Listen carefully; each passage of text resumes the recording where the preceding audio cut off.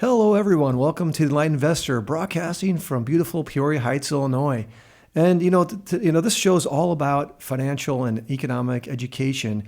And really, we've tried our best to shine the light on some of the rug pulls and shenanigans that are going on in the investing area. And it's a very extractive industry, this whole industry of investing, Mike. And in today's story, it's going to be a short one. Yeah, better term, lucrative for the salesperson. Yeah, we're going to have Mike kind of give a little short take here on real estate REIT funds and some of the shenanigans that are going on.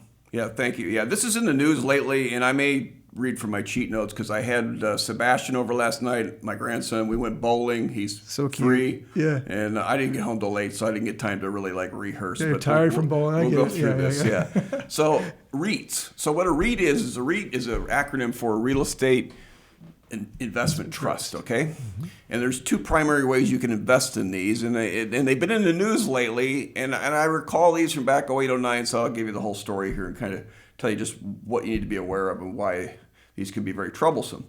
So there was an article in the Wall Street Journal back in October, and I start, you know how I am. I start articles and share and save and things. And it listed, this was the headline: public REITs are down, non-traded REITs are up, which is right? Mm-hmm. And private funds price themselves, and they're raising concerns they're overvalued. That's the headline. And I've got some history. Recall back in 2008, 2009, I had a client that I managed his 401k plan. I didn't manage his personal money. He had money in these non-traded REITs, and I'll talk about these more, but it kind of triggered me to go, well, what's going on with these? So I started following this. Well, then there were some more articles in the Wall Street Journal. So as of the date of that article, though, getting back to this first one, is October 31st, the private REITs were still up 10%. Mm-hmm. And I knew the public REITs were getting hit because we have some in our clients. They were like the market at the time, like the Vanguard Index REIT, which is the ticker's VNQ, it was down 27%. So that's a huge swing, right? So what they're saying is maybe there's some shenanigans going on with the way the private REITs are pricing, where the public REITs, it's all publicly available, maybe overdriven down due to emotions, consumer sentiment. It's not perfect, but it's close. Mm-hmm. And it taken toll on the pricing. So then a month later, I see another article in the Wall Street Journal, and it said investors were getting worried and they were liquidating their positions in these private REITs. Well, the private REIT, they're different in structure in the way you buy them versus a public REIT. A public REIT can be a mutual fund or an ETF. You buy them just like a stock. It trades daily. Mm-hmm. Price moves. Whereas a private REIT, it's not traded on the markets. You buy it from an advisor that sells it to you. He gets a very hefty commission, typically around anywhere from 3 to 10%, sometimes 15%. And you can redeem them twice a year, and they have a set price typically you can redeem it at. But the problem is like this. There's this one in the news here. I've got the headlines for it. Is this Blackstone has one that has almost $70 billion in its private REIT. And they have redemption limits per month on how much they'll let people take back out. And they were over exceeding that because people were looking and starting to read the articles and going, wow, I need to head for the doors because this thing's going to go down, right? Yep. And it'll be interesting to see what happens. So I even did a little homework just to kind of take a look at this REIT just to see what its expenses were. I was kind of curious. And by the way, there's been, in the last 5 years, there's been $92 billion sold of this product, okay? Because people like certainty, right? Yeah. This is one of those certainty products. Real set estate, price, you can't go wrong, right? You get a set dividend. Yeah. And it's great.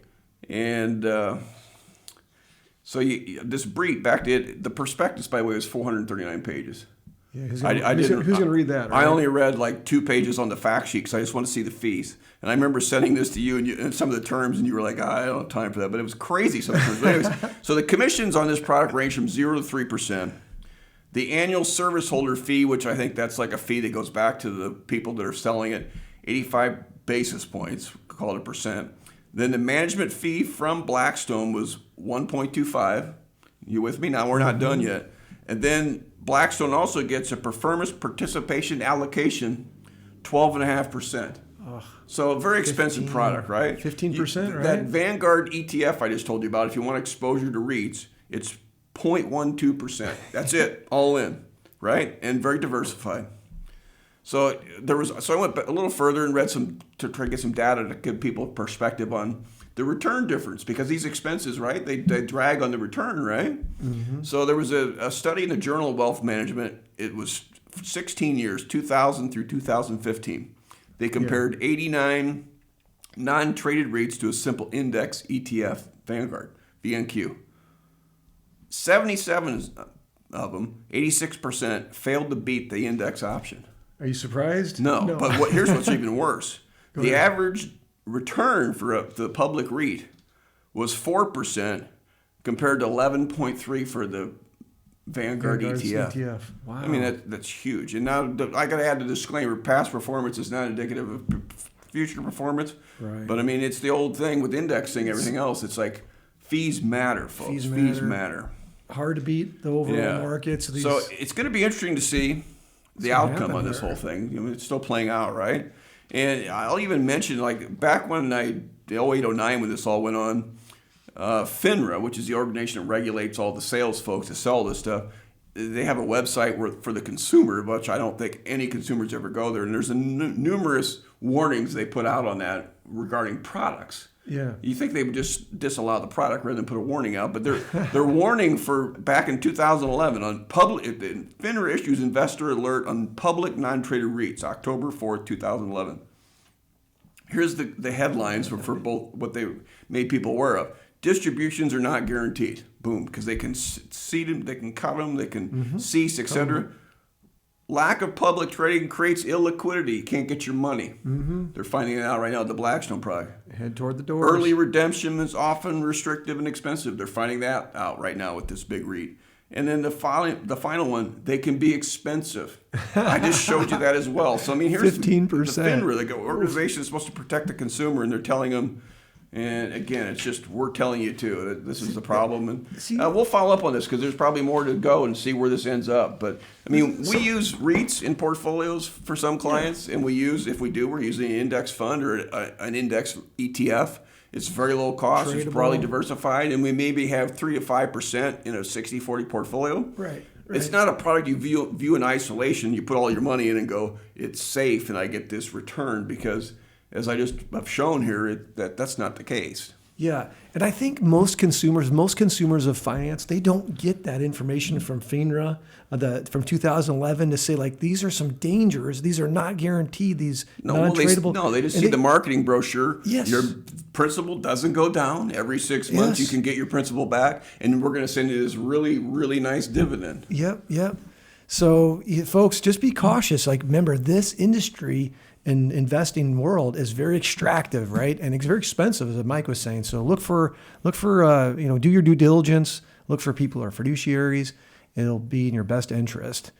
So with that, let's pay attention to this and see what happens to BlackRock. Follow up, right? Yeah. So thanks a lot, folks, for watching. Blackstone. Oh, Blackstone. BlackRock's there's two. Are they both? BlackRock is actually a producer of ETFs. Blackstone is like a private wealth management group they're public traded company, but they're different entities. They're not familiar, but they do both have black in them. Sorry. And they have a lot of it's okay, right? Buddy. Asset under because actually management. BlackRock's got a lot of. They have a product called iShares ETFs, which are really good building blocks for portfolios. Cool. Yeah. Well, this is something we'll pay attention to, folks. Until next time, take care. Bye.